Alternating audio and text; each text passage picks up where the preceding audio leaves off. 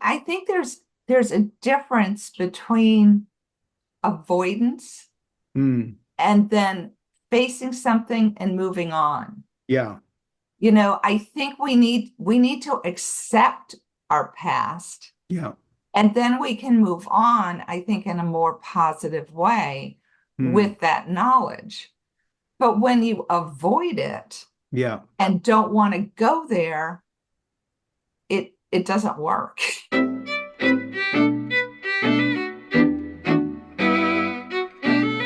Hi, Frank. How are you? I'm fine. And I'm in Massachusetts and it's a sunny day. Where are you and what's the weather like?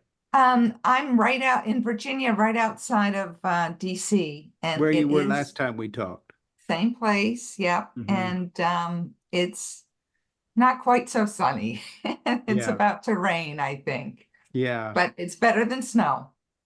Well, as before, I've got your book, the Politzer Saga, right here, and we will chat about all that.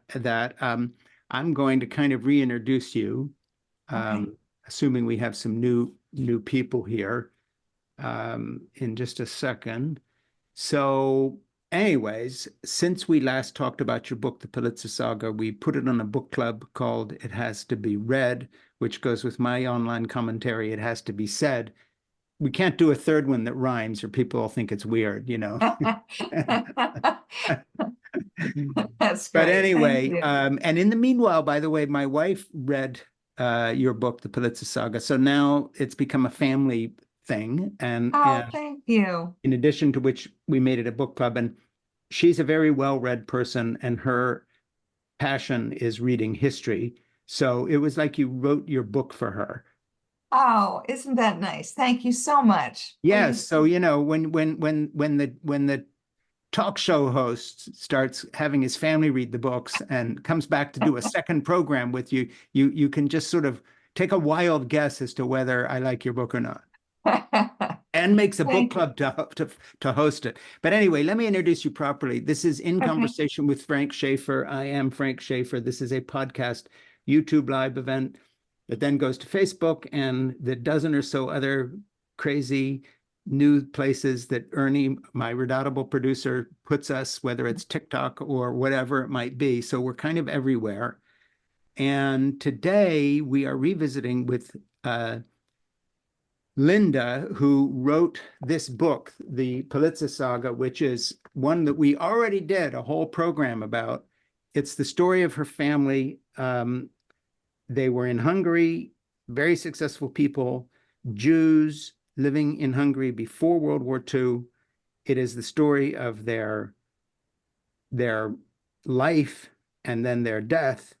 And we'll revisit one aspect of this with you, Linda, and that is just how you didn't know anything about their story. I know we did it before, but it's really a remarkable thing.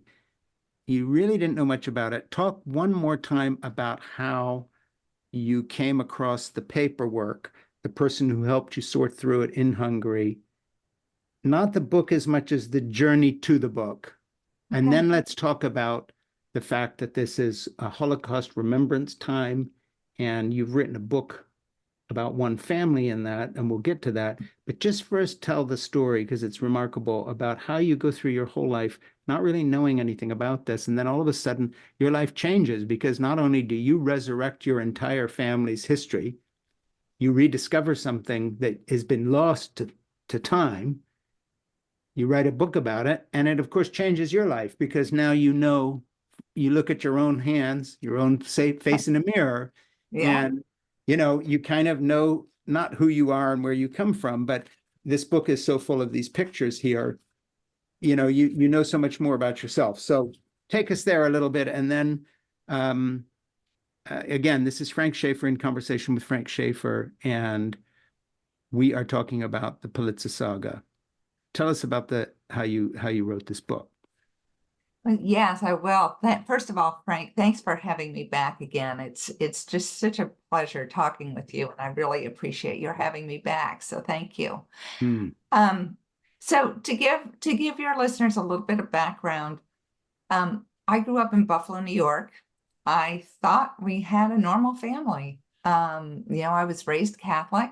Hmm. I'm the middle child of 7.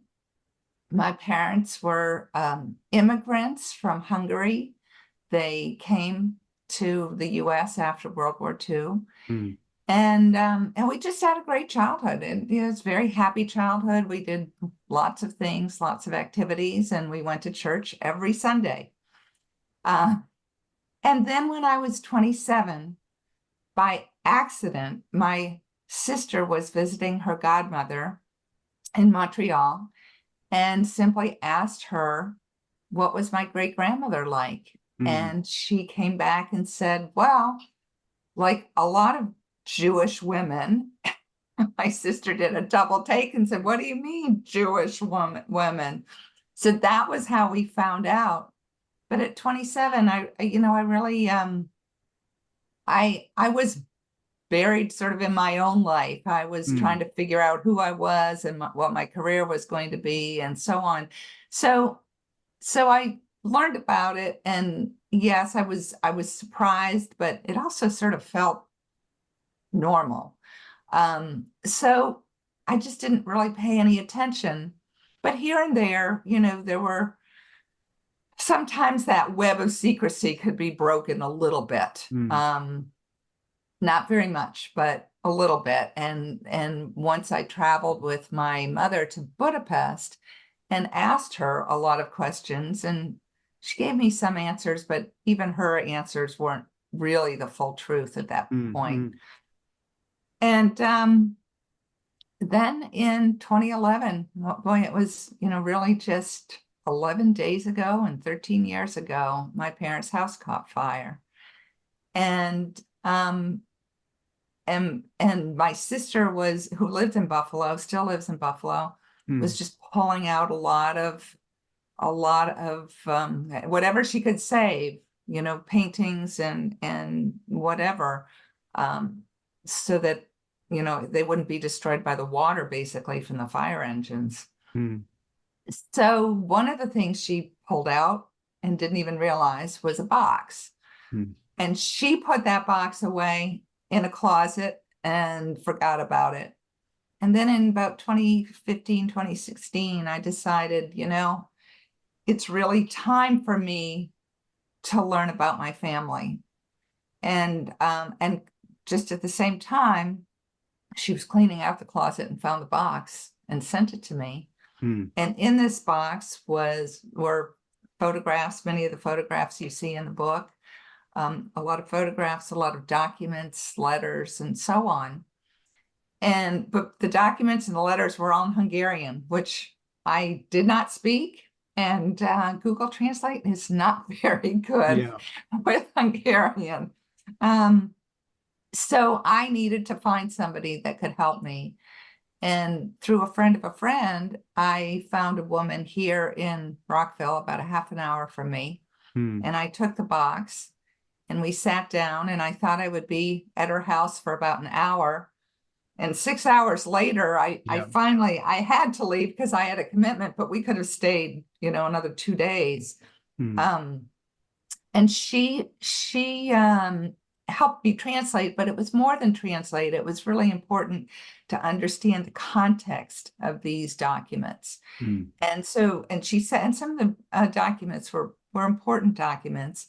And so she said, you need to find someone that will help you research. And she had a friend, Andras Kazitsky, who the book is dedicated to.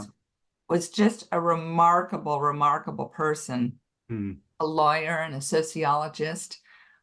He had actually been blackballed by the Orban government, and that's a whole other story, but he was just a brilliant person. And he helped me, he said, yes, I will help you research your family. And it was interesting, before we even started working, he did a Google, I think his own Hungarian Google, it wasn't quite Google, but a database, and he found just over 300 articles about my great-grandfather alone. So he knew there was a rich source of information. But he truly was remarkable. He found information in places that most people, I think, couldn't find. So, Mhm. and Well, what was also remarkable about him is that he verified everything. He was yeah. not going to let anything go to, well, this may be this. He would verify it 2 or 3 ways. So we knew what he was finding was the truth. Yeah, and he was passionate about it. And of course, the book, the Politzer Saga, tells the story and also has all these photographs. And as I said, when I interviewed you in conversation with Frank Schaeffer a few months, weeks, years, whatever it was ago, I know it was recently. Um, the photographs and the documentation you put in here, including pictures of documents and all sorts of other things of this one family history. I think I mentioned it last time when we talk about the Holocaust and Holocaust survivors. When you hear the big numbers, it just sort of blurs. But when you get into the story of one family, if that story is brilliantly told, which you did brilliantly tell it, and if it is backed up by documentation, so not only is it true, but you get into the minutia of real family history. And then in addition, you have these amazing photographs. Fortunately, your family was well photographed given the time. And then you find a researcher who is passionate and an expert in this field and brings a huge context to it. Your book is unique and people need to read it. We talked about the book in depth last time. It will be on our book club. We're doing everything we can to get people to read it. But now I want to change the subject a little bit because we're talking about the kind of collective memory of the human race of the Holocaust and memorializing it. It happens that last week, I think it was, I interviewed another author, Barbara Fagan, My American Dream, this book. That's actually her picture at 2 years old on the dock. Wow. After she arrived in the States, and a newspaper happened to snap this of, young Jewish girl arrives in 1940 after a 17-day journey across Russia with her parents in a train. Another story, weirdly similar to yours, and I have a reason for bringing this up, in the sense that her discovery of her parents' history, she was not raised Roman Catholic. She knew that her father was Jewish, but that was it. We didn't talk about this. And he went from an executive position in Germany, in Berlin, having fought and been injured in the First World War, thus thinking he was safe as a veteran who had won medals for his service. They got out in 1940 from Germany through Russia and Japan. And that story was not one her parents wanted to talk about in a little town in Washington State. She went on and became an immensely successful executive who broke a lot of glass ceilings in the advertising business. And you're both incredible people. But you have something in common. You come from families who had suffered to an extent and lost to an extent that they did not really want to pass this on to their children. It was too hard to deal with. And so I want to talk about that. I want to talk to you about her, and I want you to imagine your own parents and just the enormity of what people go through. And I'll bring up something personal that is a tiny little window that I have into it. And that is, I have a Marine son. He's out of the Marine Corps now. With the beginning of the war in Afghanistan, fought there. And what's interesting is John and I are very close. He lives across the street. I do childcare for 3 of his kids.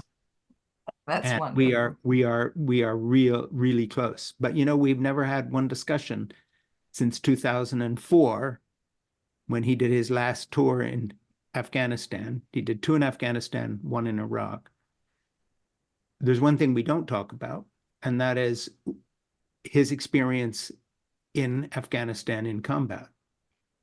I don't feel it's my place to bring it up and talk. We talk about everything else. By the way, we exchanged such detailed letters when John was in boot camp that we actually made a book out of it that became a New York Times bestseller, believe it or not, called Keeping Faith, a father-son story about love in the United States Marine Corps. No problem. Boot camp experiences, being a Marine, training, fine. But the curtain comes down in terms of the tour in Afghanistan. And I just think, okay, he's dealing with it well. He's doing his own thing. but we don't go there. And what's interesting is some Marines are very gung-ho about having been Marines. But they go to the birthday party, they go to the celebrations, they do stuff. But John is very proud of having been a Marine when he talks about boot camp and training, but he doesn't do anything of that sort now. He been there, done that, we're done. Yeah. So the only thing his kids ever hear about the fact that he was in the Marine Corps and fought in a war is that Jeannie, my wife, and I tell them, because John doesn't go there. And that's a link. It's too big, it's too hard, it's too awful.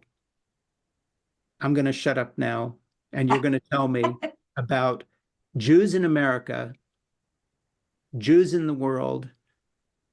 We're talking about the Holocaust Memorial. So let's zero in on one thing that you really are an expert in. Families who suffered to the extent that children went through whole lives not knowing what really happened. And you're kind of one of those people. So talk at length about that, because it's a fascinating subject, and in a way, a window into the memorial of what was suffered by Jews globally, not just during the Holocaust, but all the pogroms and all the persecution and all the suffering and all the connections back through all of history, and Western history in particular, whether it was Martin Luther and the Reformation. Touch it where you will. This is a horror story. So it's a heavy one. And, John was in 2 combat tours and doesn't want to talk about a 1.5-year stint. The Jews have been doing this for 2,000 years. Yeah. So it's a very broad question, No but kidding. I'm gonna start with me, because that's sort of what I know best, right? The secrecy, and as I said, we had a wonderful childhood, but there were clearly secrets. There are always secrets. Hmm. And I think when you're a child and you know there's secrets, but you don't know what those are, you think there's something wrong with you. So I think, like, when I was young, growing up, all my friends were, Girl Scouts, Boy Scouts, going to summer camp and all of that. We were never allowed to be in Boy Scouts, Girl Scouts, summer camps, all of that. Mm. And, it was, hey, I wanted to be like everybody else. And it was upsetting. So when I learn about what my father went through, starting, I think, I don't know the years, but I would say probably when he was 14, 15 on, they were forced to go to their Boy Scout camp. It wasn't exactly like Boy Scouts. Yeah. But it was clearly preparation for the Nazi, for being a Nazi. Yeah.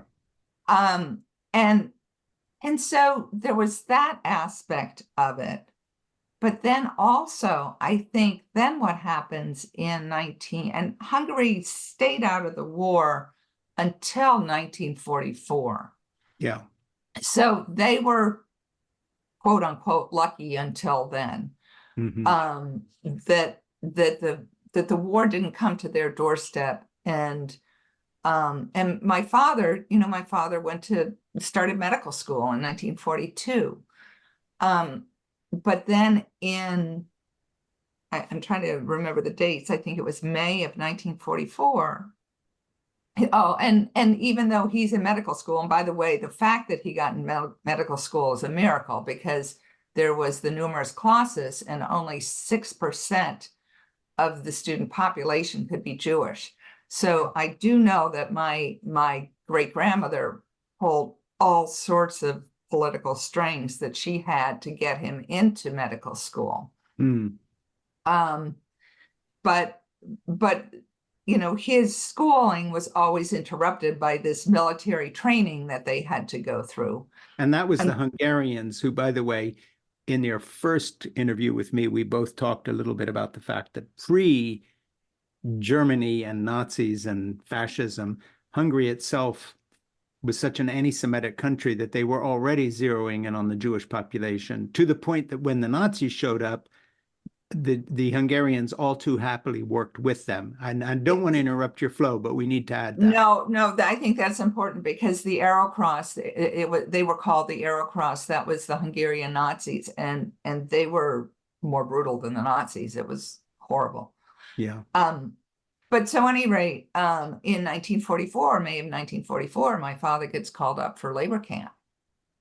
And it's one of the sources of information is a book. I think I mentioned this in the last when we had our conversation, a book that was written by my father's cousin about those years. And my father's cousin was autistic, so he remembers everything really well, and he'll remember what people said and what they wore and what they ate and what they listened to, but he doesn't have any emotion or any filter. So his comment in the book is that my father was a little bit spoiled before then, and he came back a man. So yeah. But the letters, one of the things that were in the box were the letters between my father and my mother during that period. Yeah. They hadn't yet been married. But they were engaged. He proposed to her the day before he left for labor camp. And it was heartbreaking. I mean, that they were treated like, you wouldn't even treat your animals like that. Yeah. And it was backbreaking work, and it was horrible. So that's one experience. But the thing that's remarkable, I think, and I still haven't been able, we never really were able to find out everything about it. The labor camp where he was bombed. And for some miraculous reason, my father and 5 other men that were with him, conscriptees, were in the woods far enough away that they were not injured at all. And what's interesting about it is these 6 men then together escaped. And I think they were friends. They knew each other. They were, one became an amazing concert pianist. The other was a world famous economist. So they were all friends together. Yeah. But none of them would talk about it, and none of them would talk about it to any family members. Yes. And after my father died, I did find a letter between the sons of one of his fellow conscriptees. Yeah. And he had tried to find out information, and so we found out little bits and pieces. But it was just so traumatic that these 6 men could never talk about it. Yeah. Let me just pause a minute here and reintroduce you. We're talking to Linda, who wrote the Politzer Saga. This is Linda Ambrus Broenniman. Did I say it correctly? I did it right. You got it. Perfect. And this is in conversation with Frank Schaeffer. Linda is the author of the Politzer Saga. It's a has-to-be-read book club special selection commemorating International Holocaust Remembrance Day, which is January 27, 2024, or was. And May 5, Linda's mother, Clara Ambrus, will have a city mural in Buffalo dedicated to her memory. I'm going through these notes.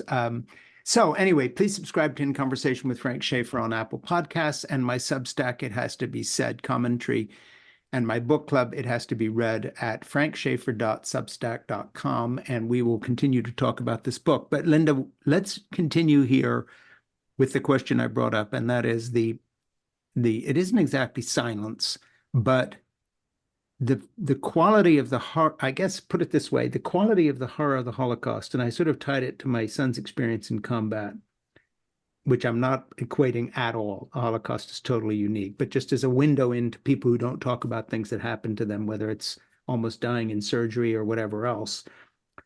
But I think one of the witnesses to the Holocaust, the suffering, the trauma it caused that you talk about in your book, wonderfully reconstructing the history of your family, is this silence.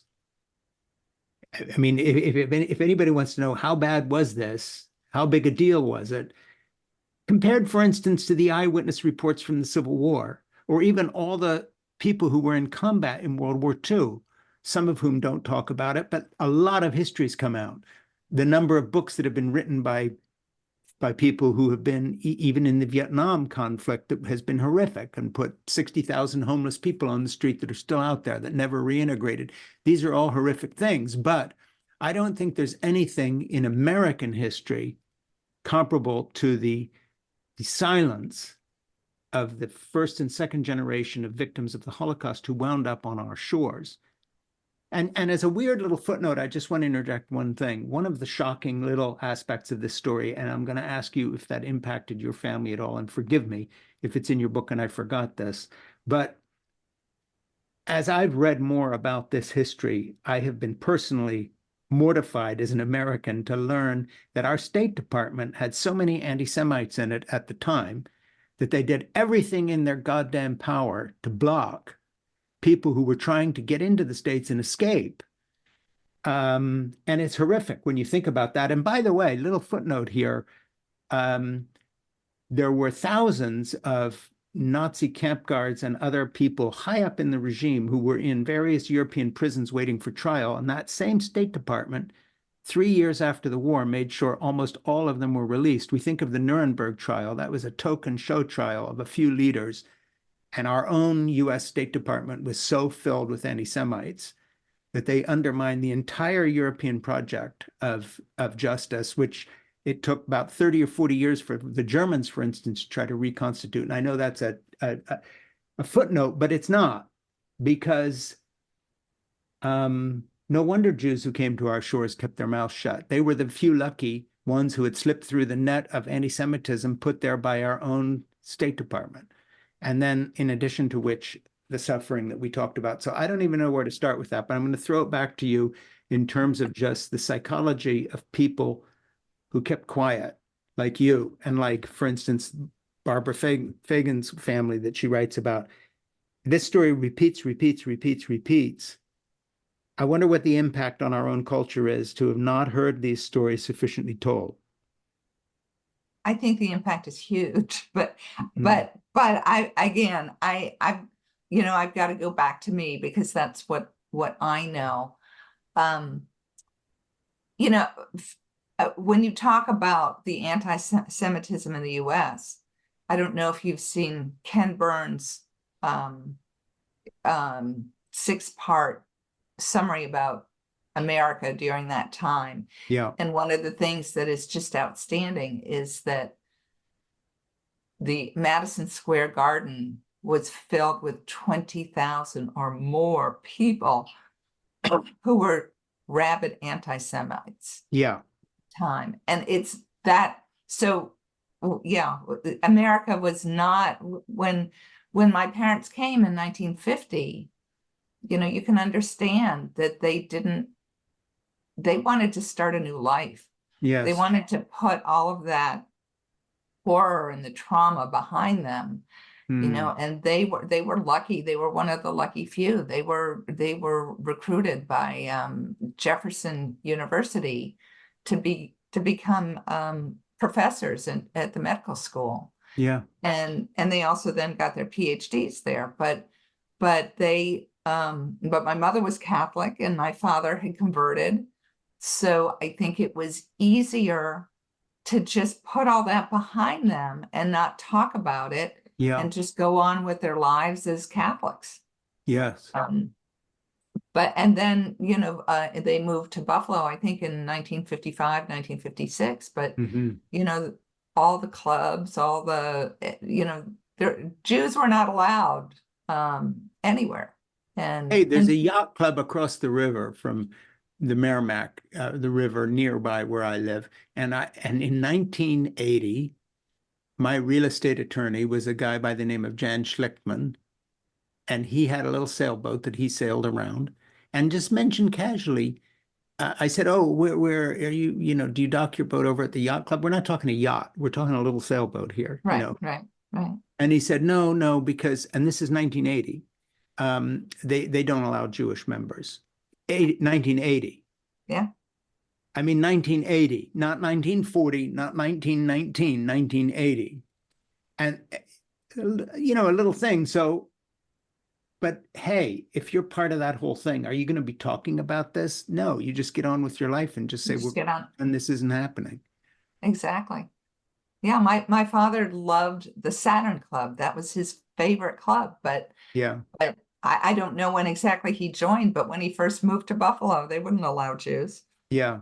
So yeah, it's one of Yeah, those and of things. course, Harvard University is notorious. I mean, you know, the list is just endless. But I guess I bring that up in the sense that it's a hammer and an anvil, because you have the horror of the Holocaust you're carrying around in your head, having escaped, and your family's been killed, and you've lost this whole history. Then you come to the land of the free.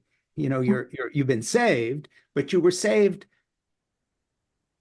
while many were not, because that very country has a State Department riddled with anti-Semites, and national heroes like Henry Ford, who are worshipped in the business world, are pro-Germany and pro-Hitler. You know, as is the great national aeronautical hero Lindbergh, who flies the ocean Sure. and is an isolationist trying to keep us out of the war. So no wonder, you know, you shut up and get on with it when you get here. But again, that leaves you and people like Barbara that I interviewed last week and others in a really weird position, because you've got this silence around your childhood that sort of singles you out for a psychological series of baggages to carry that are unusual. I mean, you know, That's you've got this true. blank slate where you're supposed to have a history. Yeah. I mean, I was supposed to have grandfathers. What happened to my grandfathers? You know, Yeah. there were excuses. You know, he was a Yeah. political prisoner, which yes was true, but that's not why he ended up in the concentration camp. You know, and so we didn't have those ancestors that everyone else did. We didn't Yeah. have cousins and this huge family. So yeah, so I think what happens personally, again, sort of back to knowing that they're secrets, but not knowing what they were, you always think there's something wrong with you. And Yes. you create this shell around yourself because I don't know what's wrong, but something's wrong. I'm Yeah. not like everybody else, Yeah. but I don't know why. Yeah. And so it becomes very uncomfortable. And then finally, I think it takes a lot of courage to break through that. And a lot Can of I people just ask you, I can't. want to interject something here, because if this was our first conversation, I wouldn't do this. And about 20 minutes ago, I forgot this was a podcast. It's just like you're in my office now. I'm being serious here. We're just talking. So don't go there if you're uncomfortable. But I, you know, I grew up in this weird fundamentalist missionary background. We were singled out as different because, you know, I'd meet people and they'd say, "What does your father do?" "Oh, well, they run a faith ministry. They pray for money." We were just so goddamn weird that all I wanted to do is grow up and be normal at something, Yeah. anything. But nobody in my family was wiping out our history because all our relatives had been murdered.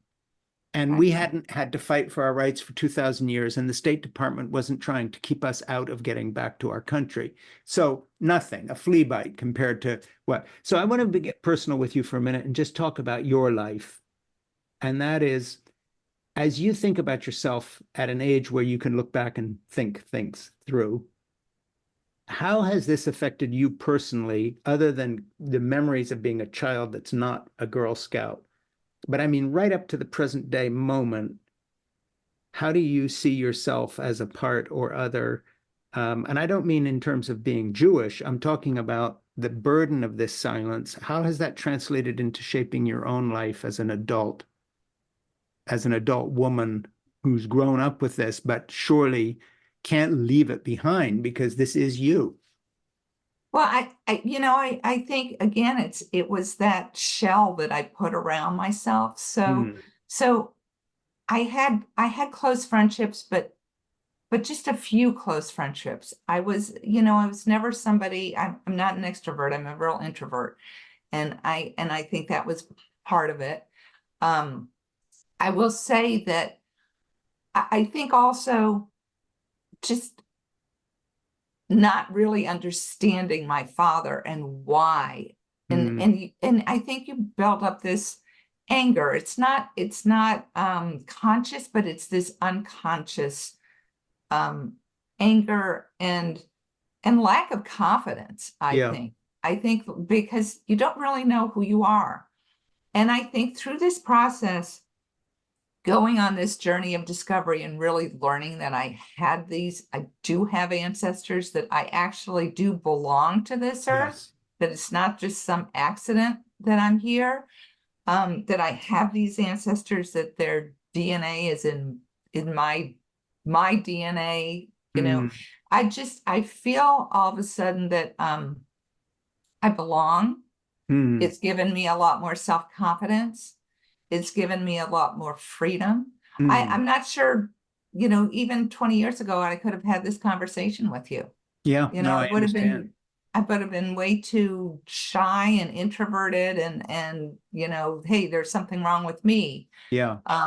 So I wouldn't be willing to talk about it. Mm, And so I think it's given me a freedom. There truly is, the saying, I know it's a pat saying, but the truth will mm. set you free. And in my case, it's really true. You know, a subject that has really interested me, and this is not a change in subject, it's a little bit of a twist in this road, in the context of writing in the last couple of years about family relationships. The book that will never end. I just keep working on it. This is like year 5 on this now. So anyway, and I'm 71, so this is now a race between my demise and the completion of a book. But that's a different level of concern. But all kidding aside, one of the interesting studies that I came across, and I did an extensive reading on without intending on it, but I got into it because it impacted what I was writing about in terms of childcare and family relationships and how they shape you, is an academic subject that's called epigenetics. And epigenetics is a very interesting subject. And I really had no grasp of it until I read about it. Um, and for people not familiar with epigenetics, there's a basic theory that it discovered and then kind of proved, if you want to put it that way, with a lot of good research across the world in the US and in Spain and other places. And it's something that we didn't understand. We all know how childhood experiences impact us. But what people did not realize until the study of epigenetics come along, and that is the experiences of your parents and ancestors impact you in a genetic way that has nothing to do with your even memories. So that if, for instance, you have a parent or grandparent generations back that suffers a terrific trauma and or is raised very happily, it's not all negative things. Right. Your actual genetics are impacted. You are different, even if you never knew them or never knew the story. And I really have to go there because we're talking about Holocaust remembrance. And it seems to me that if the whole epigenetic blessing or curse could be studied anywhere effectively, it would be in what it has done to an entire peoples whose disproportionate level of persecution and suffering for 2,000 years, culminating in this absolute horror.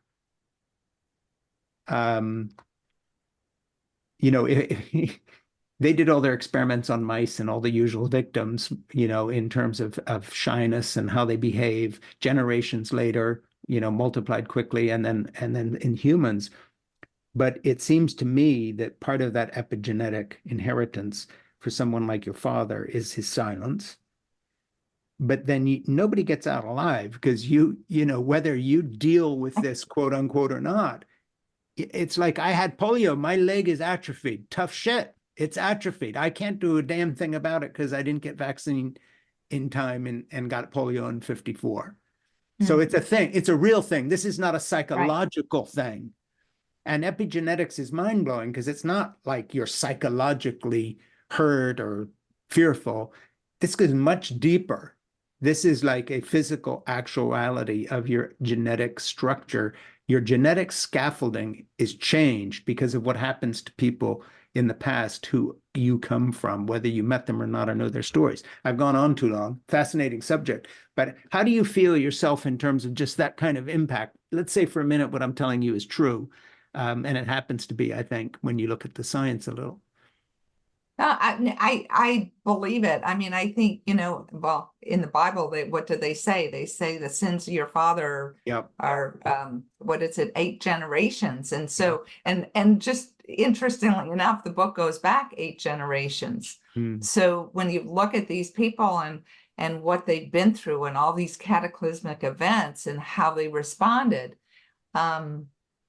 and the one thing I think that was very inspirational to me is their resilience and I feel like I have that. I have some resilience that they sort of I'm blessed with that from them. Yeah. So yeah. What's interesting on the physical, I'll just and maybe this isn't quite the same thing, but what was interesting is through this journey, I discovered some cousins. And there's one cousin in California. And we met for the first time about probably 3 years ago now. But when we first met, first of all, he's not a first cousin. He's pretty distant. But everyone said, wow, he looks exactly like my father. And then he said to me, I guess, you have these, sort of the way I move my hands, the way, all these. Hey, what I'm doing right here, if you look at a picture of my dad in the living room doing a discussion, that's what you got. And I'm not remembering that and imitating him, but isn't that nuts? Yeah. And so it's the same, these facial expressions, these hand expressions, how you, he said, I was exactly like his mother. Yeah. So there is some kind of strong familial connection that we share. And so anyway, the epigenetics, I believe in that. I believe that I carry those genes from my relatives. I'm talking about the Politzer Saga, which is this incredible book. By the way, it exists. This is an advanced copy. And the reason I've got this instead of the real book is this is the one that I turned all the pages down and read when I got it. It's my own little copy with notes in it. And it's an incredible book. It's the history of an entire people told through the remembrance of one family. And because Linda can write, and because she did her due diligence and had help from a remarkable person who came and assisted her, and involved trips to Hungary and so forth, it's this kind of double fraught history because you were raised as a Catholic out of a tradition in a country in which the Catholicism in Hungary was as right-wing and nasty and anti-Semitic as any iteration of anti-Semitism except for the Nazis themselves. And in the case of Hungary, as bad as or worse before they even got there, which is pretty remarkable to say, but I'm afraid is true. So let's turn the page here a little bit and just reintroduce you a second. This is In Conversation with Frank Schaeffer. My guest today is Linda Ambrus Broenniman, and she's the author of the Politzer Saga. And we are having that as a book club. A book in our book club, it has to be read. And so you will be hearing more about that. We will put links to the book and everything else to do with Linda's project.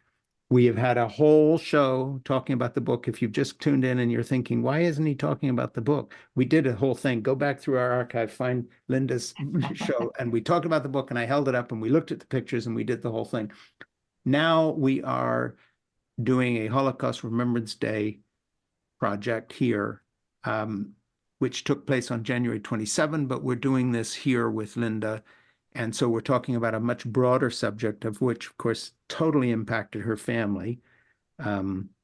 And so I want to turn the page a little bit and talk simply about your own life and your family's life, the people you've reconnected with now, in terms of reaction from like these cousins, whomever, to the fact that you took the trouble to go back and, as it were, resurrect, clothe, and make alive again an entire family that had been literally wiped off the face of the earth.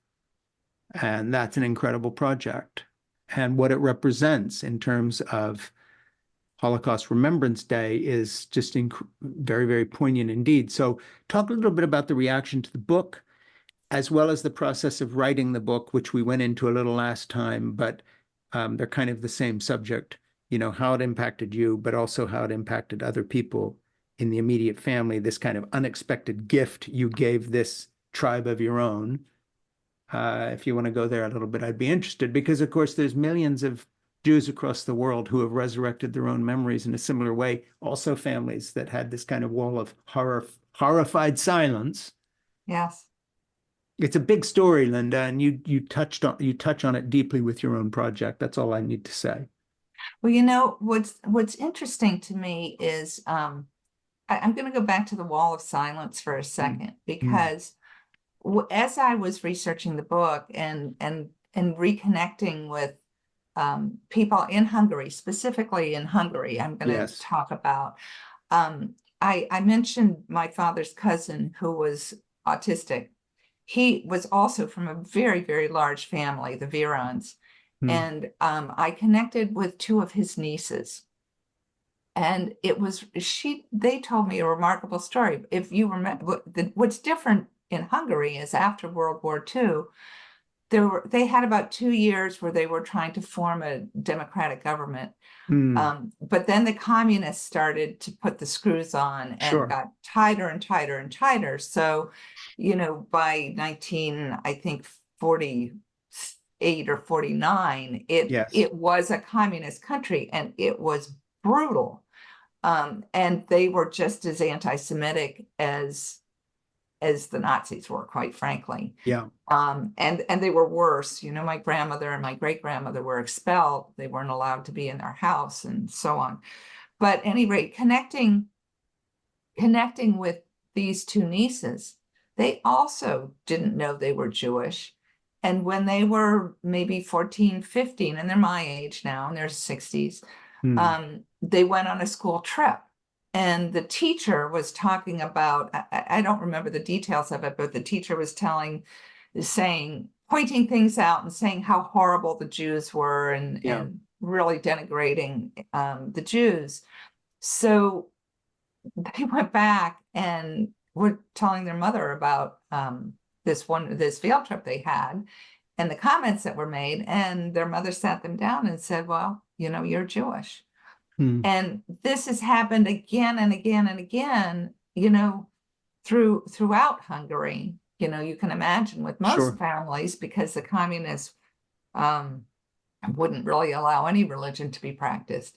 And that's really why now there's an exhibit in the Rambach Synagogue that is based on my family stories. And the reason for that exhibit was to sort of be an inspiration to other Hungarians to learn about their own history. Well, and maybe tell their stories too. Exactly. So there's a whole room set up where they can do this. They want them to go and start to learn about their own histories, their own stories. Yeah, you bring a point up here that I want to go to next. It's a great transition, unrehearsed, by the way, if anybody's watching this. Organic, real conversation with Frank Schaeffer. You know, I grew up in Europe, in Switzerland, and my parents had this little Christian mission called L'Abri Fellowship. We had all sorts of people come, including, by the way, Jews who felt very comfortable there, because my mom was very pro Jewish, you know, and would be furious with anybody who had even the least shadow of anti-Semitism even in their attitude towards anyone. Footnote. So that's how I grew up in a very devoutly Christian family. It was incredibly aware of all of this. And because my dad came to Europe in 1947, under the auspices of the U.S. military as a pastor to help with youth in bombed out cities, they didn't have to have the history of modern Europe explained to them. But Right. anyway, I want to go somewhere else and just say, let's look at Hungary for a minute. The Hungarian Roman Catholic Church was as anti-Semitic or worse in its fascism before the Nazis got there. Horrible. The communists come in, they're horrible. It seems to me that one of the deficits we have in the US is an ignorance of general history, to the point where Americans consistently and annoyingly to me, sorry everybody, completely underestimate how fortunate we are to be here, no matter what's going on in comparison with everybody else's history, including, by the way, our anti-Semitic State Department that was horrible, but not as horrible as the people who were putting people in cattle cars and murdering them on an industrial scale. And I think I want to ask you a question, and that is this kind of general blindness, just to say the history of Hungary and what happened and what it meant, not just to be a Jew in Hungary, but what it meant to be a Hungarian with Russian tanks coming in. Update: Vladimir Putin murdering the one person who was standing up to him in a Siberian prison, his mother and wife not given access to his body. The story goes on. It's rough out there. How do you think your life as an American who is a Jew in the States, Jewish in the States with this Jewish family, raised in a Catholic, this weird background, but how do you think these issues are impacted by, and I don't want to be rude, but by the level of American ignorance about what the actual world consists of in terms of our history, in terms of any comparison to our lives and backgrounds? So, I'm just very struck by this. And it seems to me that putting anything in perspective, the service that your book, The Politzer Saga, does, one of the services it does is just say, hey, there's a big world out there. There's a lot of stories here, aside from the story of the Jews and the persecution of the Jews. How about just a little historical context? And I think the same goes even for our own history. There are these dark chapters of our own history we don't want to know about. And we kind of paper over this kind of happy, clappy, let's just be cheerful, optimistic American thing. I'm fishing for something here that I think you would have a great insight into as someone who knows something about history, who has written a history, which gives you an insight into the value of history. And I'd like you to just talk about that a little bit in the context of this historical amnesia we suffer from in the States about not just only anti-Semitism, but the entire context of the struggle of the Jewish people. Well, I will say, for me, I was woefully ignorant about history.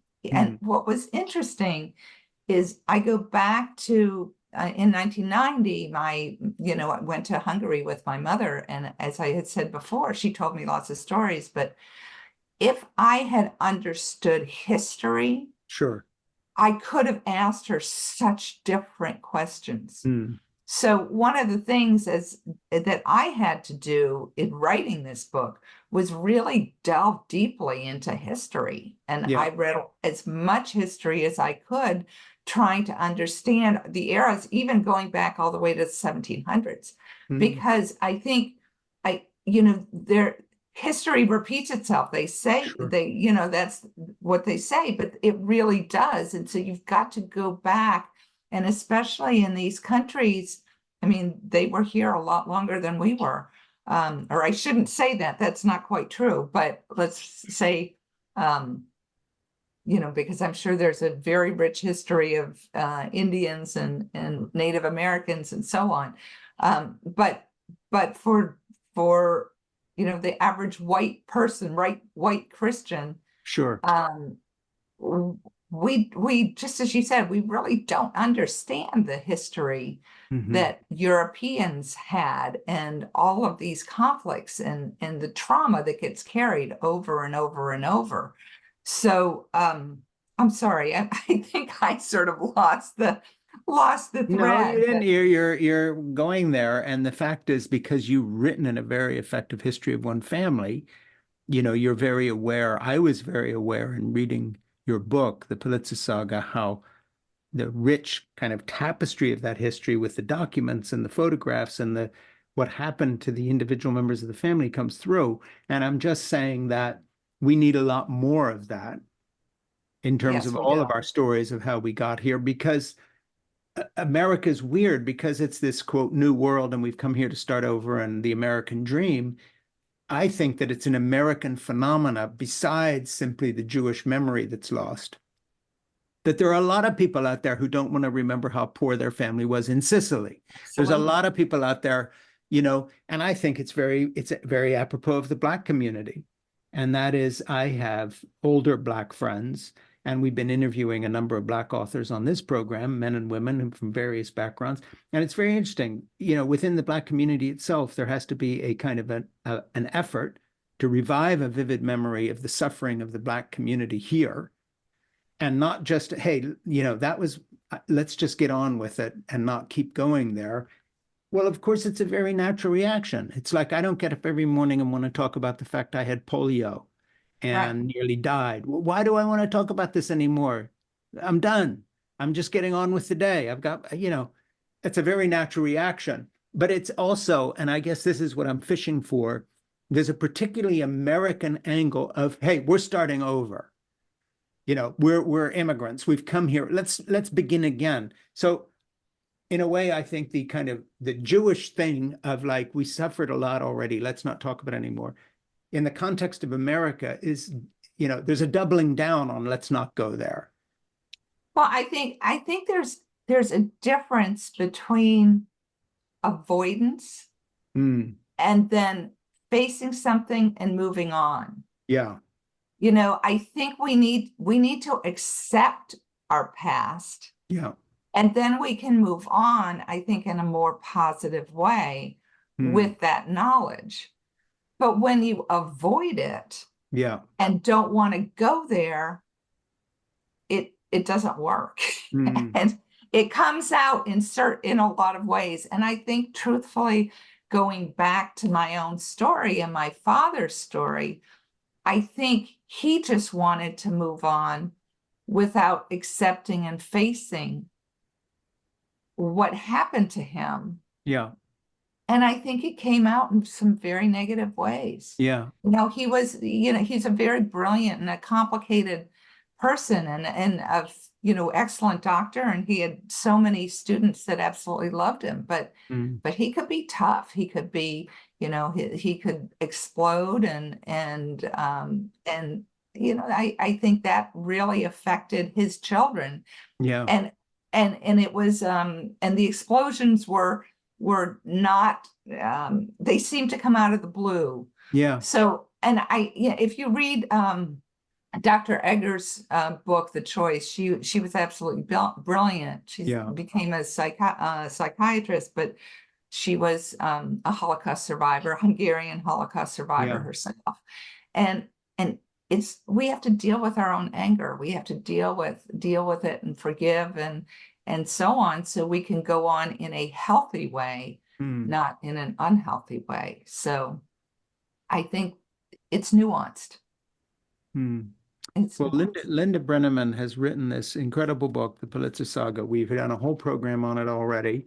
It's in our book club. It has to be read.